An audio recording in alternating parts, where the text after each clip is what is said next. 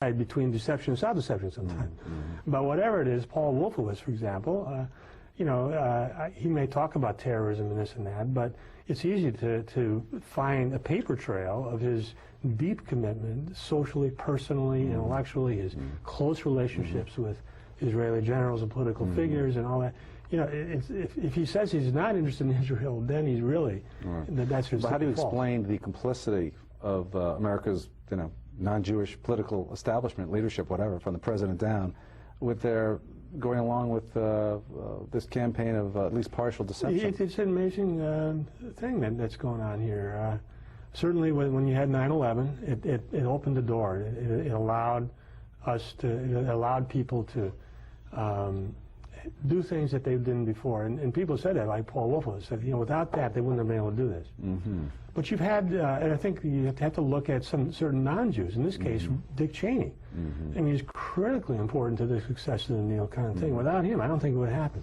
And he was involved in staffing the Pentagon, say. So the reason you got you know, not only Rumsfeld, who also is not Jewish, but you got Wolfowitz, Pearl, Feith, all these other guys. Well, Pearl's not, but the point is that these were the guys who staffed the lower levels and produced this war mentality. like many people, I don't think George Bush is really, you know, in charge of his own administration. When it comes to this thing, I think that he's been pushed in this direction by Cheney. And so one of the things about the Jewish intellectual movement, another trait, is that they have always had non-Jews recruited. If you look at the left, you know, they've always recruited non-Jews. I have a little footnote in my chapter on the left where I was recruited when I was a student to give a talk about how, you know, why someone from a small town in Wisconsin would become a political radical. You know, but it was obvious I was very different from the rest of them. I wasn't Jewish. I was, you know, but and if you look at psychoanalysis, you have people like Ernst Jones. If you look at Boasny, he was the Gentile face on psychoanalysis. Yeah, he was the Gentile face.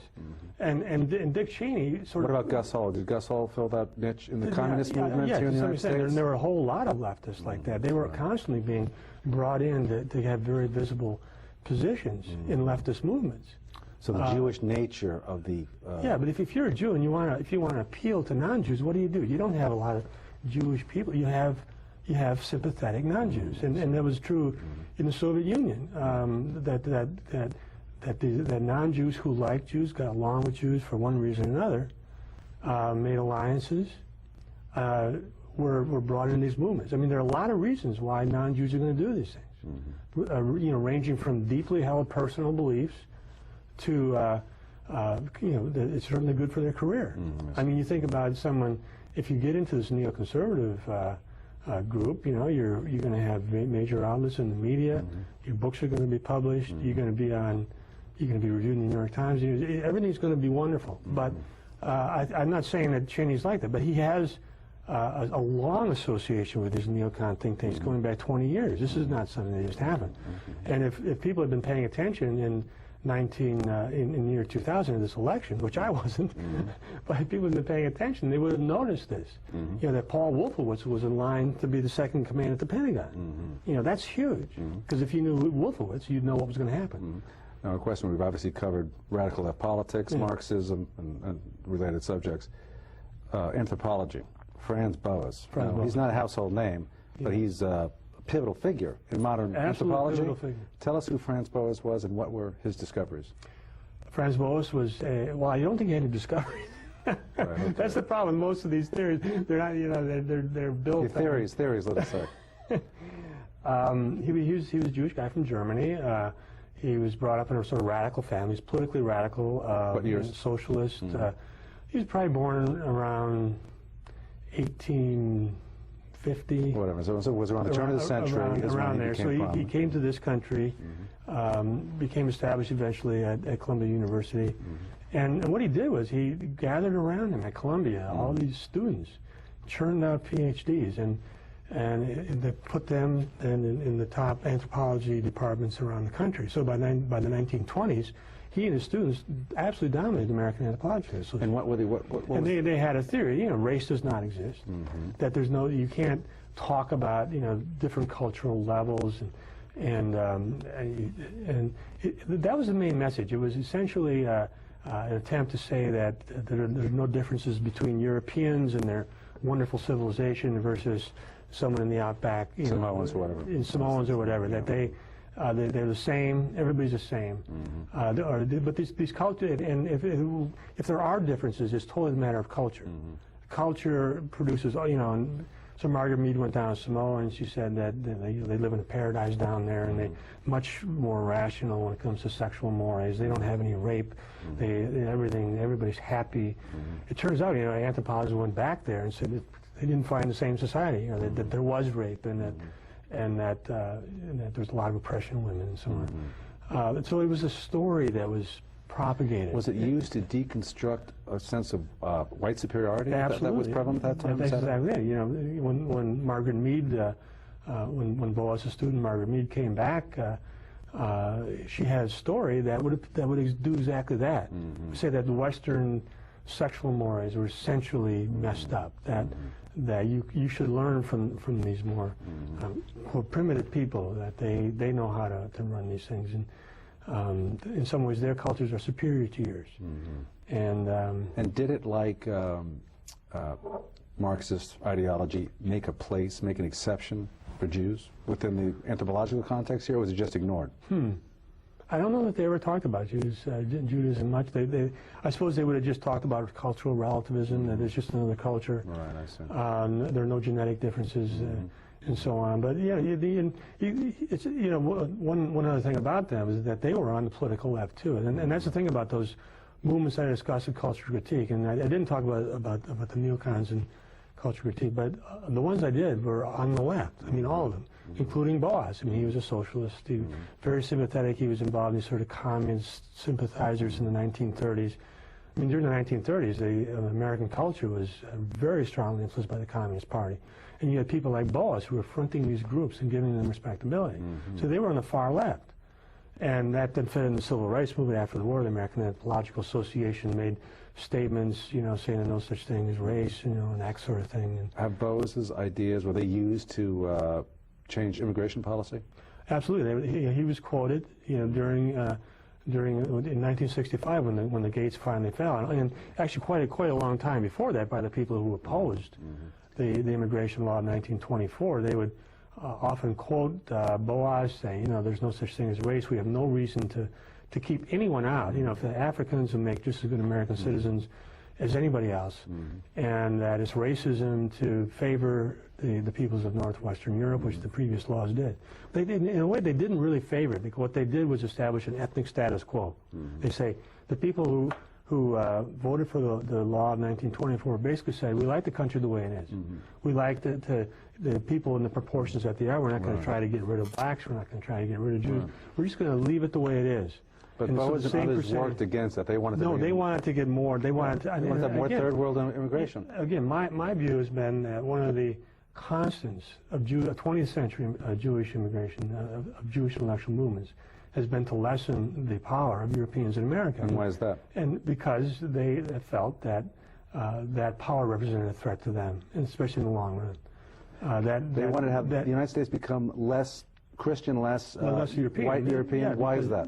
Because, and then you can easily find Jewish activists who say that when they talk about immigration. But the idea is that if you have a homogeneous European society, you can easily evolve towards Nazism. In other words, but if you have a society where each ethnic group has a sort of only a very, very limited power, then that could never happen. You can never have a coalition of white people. They wanted to have a multicultural society, which also rationalized Judaism. And in fact, you said that multiculturalist ideology was in fact invented by Jewish intellectuals? Yeah, in particular, was it Horace Kallen? What? He's a philosopher. Who's that person? Horace Kallen, K-A-L-L-E-N.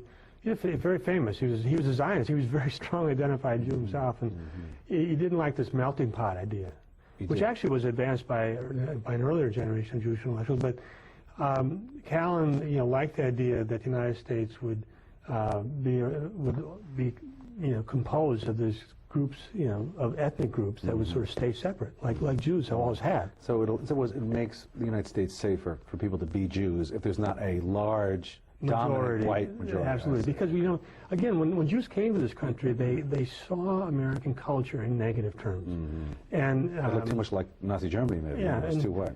They actually did a survey or something back in the '60s. They talked to Jews. They asked them, would it be possible that it could happen here? And you didn't have to say what it was. It is the Holocaust. In other words, something horrible happened to Jews. So that's sort of always hanging over them. How do we change this country to make it Holocaust-proof? Well, this also brings to mind another thing which I read in your book, and that was a lot of Jews, not all by any means, preach universalism but practice particularism. Is that what you mean? That's been the case, especially with Jews on the left. Yeah, I mean, that's been a common, and as I say, all those movements that I dealt with in culture critique, they've had this sort of universal veneer. I mean, if you look at psychoanalysis, I mean, it talked about, repressions and so on, and this and that. There's never anything about ethnic particularity. And certainly that was the view of Marxism. It was a sort of universal class movement, nothing to do with ethnic. But if I may say so, you also say that anti-Semitism has always been a defensive strategy, anti-Semitism?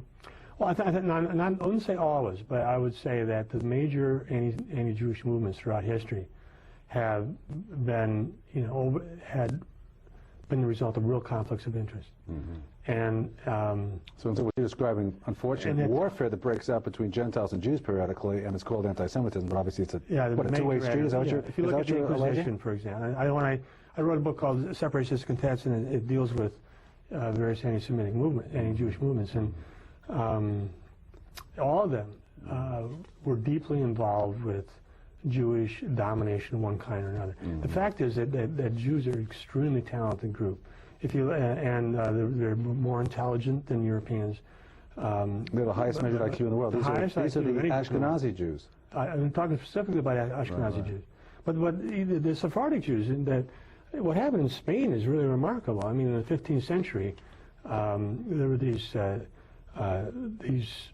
Jews were forced to convert to Christianity, and then they decided to, let's just, so they remained overtly Christian, but they rose right to the top of Spanish society and started dominating. I mean, all of the wealth, the elite, the political influence on the king, and so on, everything, and so it produced this backlash among the old, and that was the Inquisition, basically, in a nutshell, of course. But the point is that this was a very talented group, and they had left a very large imprint in the trading channels around the world. When they were expelled from Spain, they went up to Amsterdam and really made Holland into a world power for a while. So this was a very talented group, that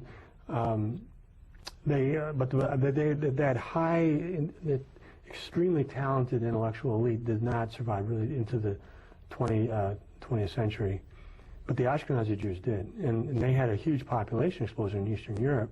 This is a very talented, very energetic, extremely intelligent group, and that's why, certainly other groups, we talk about blacks and Jews, if you think of the contrast there, early in the century, where that's why a lot of white conservatives have always been suspicious of the alliance, given the fact that blacks in Israel are not given the special alliance status that they enjoy here with Jews in the United States. That's certainly true. Crypsis, as you've used in your book. The word crypsis appears continually.